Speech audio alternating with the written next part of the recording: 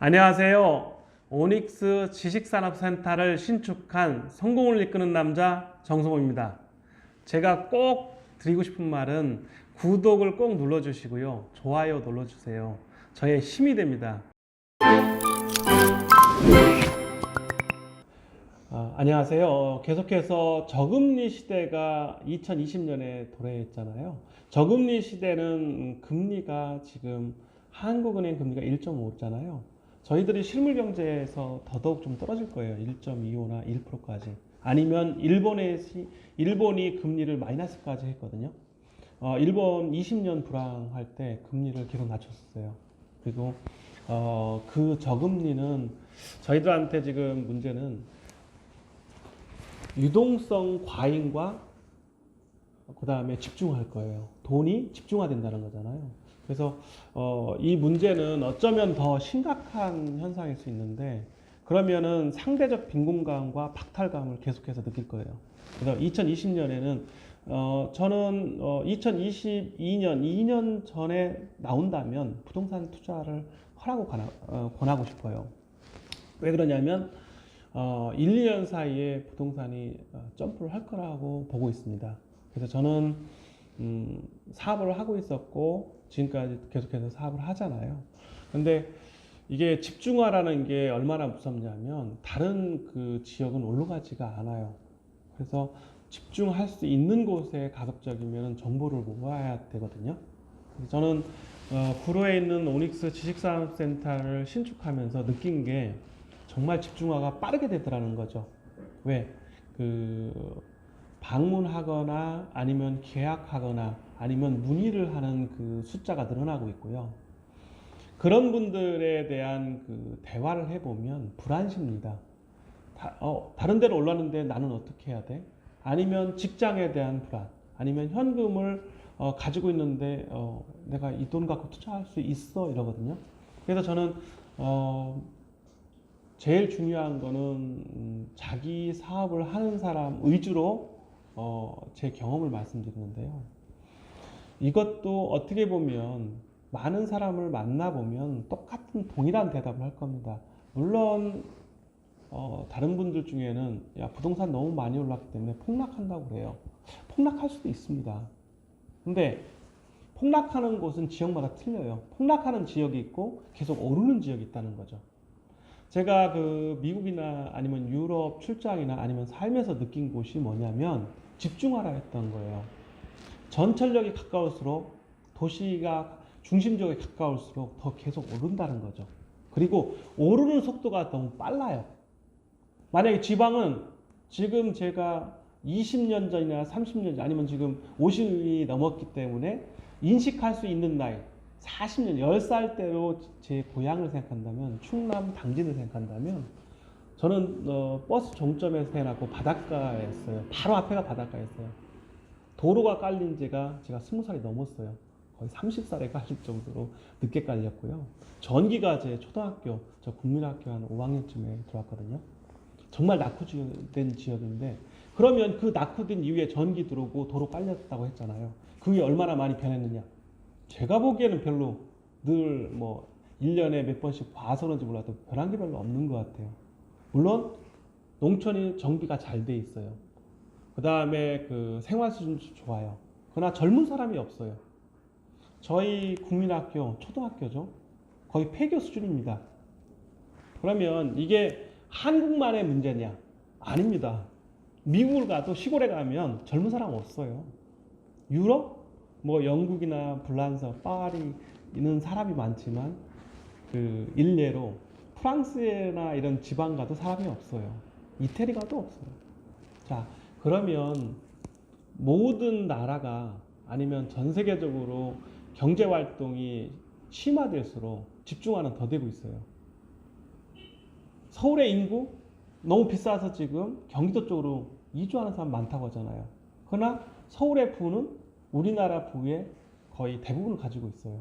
부자의 숫자가 훨씬 많은 거죠. 반 이상을 갖고 있어요. 경기도까지 합치면 거의 90%, 80% 이상을 가지고 있을 겁니다. 자, 이게 어떤 말씀을 드리냐면 한국만 집중화되느냐? 아닙니다. 전 세계가 집중화됩니다. 그러면 지금 저금리가 계속해서 유지된다고 말씀드렸는데, 자, 금리를 올릴 수 없는 가장 큰 이유 중에 하나가 실물 경제가 전혀 받쳐주지 않아요. 저희가 구로에서 보면 전에 식당 저희 구로에 있는 잔슨빌 JVL 부대찌개 구로점에서 사람을 보면 알아요. 8,000원짜리 부대찌개를 드시는데 경기가 어렵다는 걸 왜 느끼냐면, 단체 회식을 못 하시고 보통 오는 숫자가 줄어드는 것만 봐도 알고요. 그 다음에 두 번째는 편의점을 보면 정말 빨리 할 수 있다고 합니다. 불황의 편의점은 더 많은 사람이 온다고 합니다. 왜? 더 경기가 좋으면 편의점에 와서 사질 않거든요. 근데 제가 아침 새벽 6시에서 8시까지 한 2시간을 보면, 아니면 좀 늦으면 9시까지 알바생이 안 오면 오전에도 잠깐 있을 때가 있어요. 제가 CEO 구로 오닉스 편의점에서 보는 한 달 동안 본 결과는 뭐냐면, 경기가 계속 위축되는데 편의점에 오는 숫자는 늘어난다는 거죠. 겨울인데도 불구하고. 그러면 납품하는, 그러니까 아침에도 오고 점심 오후에도 오고 저녁에도 와요. 납품하는 분이 CU에서 물어봅니다. 이거 제가 보기에는 경기가 위축됐다는데 왜 편의점에 겨울에는 사람들이 매출이 안 난다는데, 사람이 별로 안 온다는데 왜 늘어납니까? 물어봐요. 저희 몫이 좋아서 그렇습니까? 근데 전체적으로 늘어난답니다. 자, 그러면 그게 실물 경제를 반증하는 겁니다. 실물 경제가 정말 안 좋다는 얘기거든요. 그래서 실물 경제가 안 좋은 건 편의점 숫자가 늘어나는 걸로도 알 수 있습니다. 그 다음에 점심 식사하는 숫자만 갖고도 알 수 있습니다. 그런데 이거를 조금 더 부동산이나 주식으로 한번 풀어본다면, 본인 사업을 기본적으로 열심히 해야 된다는 거는 제가 늘 강조합니다. 왜? 사업을 해야 기회가 늘어나요. 사업을 하면 많은 사람을 만날 수 있어요.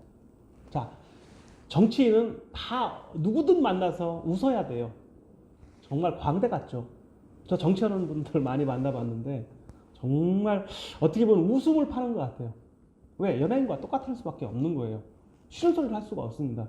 자기 정책 내기, 대통령 아니면 힘들어요. 대통령도 혼자 못합니다.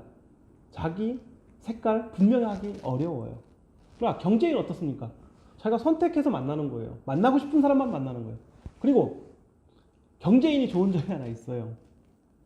자기 분야 아니면 관심 안 가져도 돼요. 그런데 경제인은 많은 사람을 만날 수 있는 기회가 많다는 거죠. 자기 사업을 잘하면 다양한 사람을 만납니다. 그러면 거기에 사업 이외의 정보가 더 많아요. 그거를 선택해야 된다는 얘기예요. 제가 늘 20년 넘게 사업하면서 기회는 널려 있습니다. 근데 그걸 선택하느냐의 문제잖아요. 자, 그래서 저는 2020년에 저금리가 집중화, 갈 곳이 없는 돈이 집중화돼요. 그래서 저희 지식산업센터를 핀셋처럼 얘기한다면, 사업하시는 분들은 무조건 자기 사무실을 사야 된다고 생각합니다. 제가 처음에 말씀드린 것처럼 이사 다니기 싫어서 집도 샀고요. 사업하면서 이사 다니기 싫어서 사무실을 샀어요. 그래서 지식산업센터를 샀어요. 그러면 구로는 더더욱 집중화될 것이고, 가산은 지금 많이 짓고 있어요. 또 가산에서 사야 돼요. 아니면 뭐 양평 좋습니다. 성수 정말 좋습니다. 문정도 좋습니다. 마곡 좋습니다. 자기가 사업한다면 자기의 에너지를 집중할 수 있는 곳에서 지식산업센터 사서 사업을 하세요. 사업을 하시면서 정보를 모으세요. 그러면 사업을 하면 돈을 본인이 굴릴 수가 있어요. 그 중에 일부는 부동산에도 반드시 굴리라는 말씀을 드리고 싶고요. 그 다음에 주식을 조금 더 사보라는 얘기예요. 그래서 제가 12월 30일에 올린 삼성바이오를 사야 된다.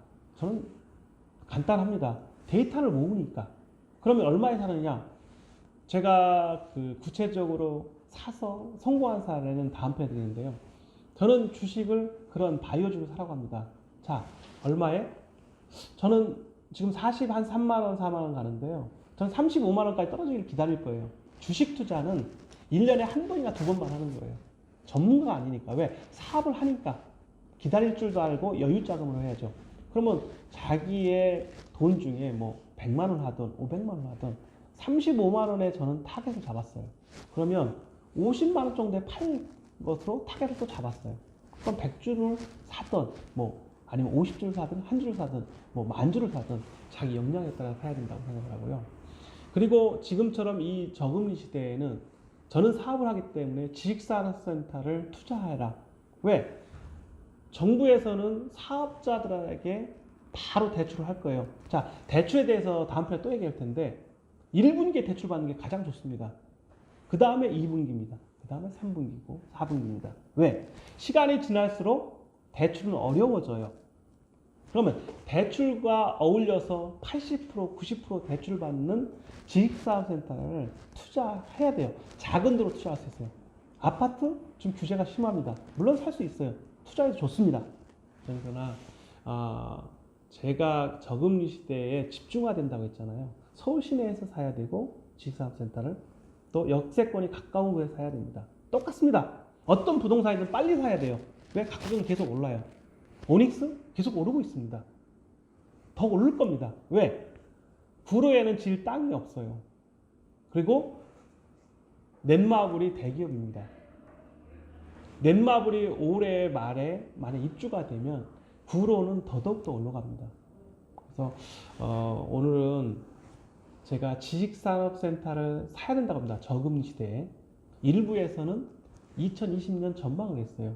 자, 2020년 똑같은 전망에서 저는 2부에서는 지식산업센터를 사야 된다고 말씀드리고 주식을 한다면 데이터를 모으는 회사를 사야 된다고 했습니다.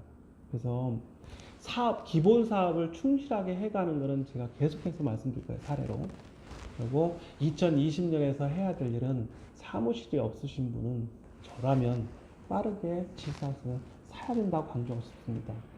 그리고 사업을 하면 그런 기회가 많아요. 정보의 기회. 그거를 많은 사람과 대화를 하거나 많은 지식을 쌓아서 본인에게 유리한 쪽으로 끌고 가는 경제인이 되길 바랍니다. 감사합니다.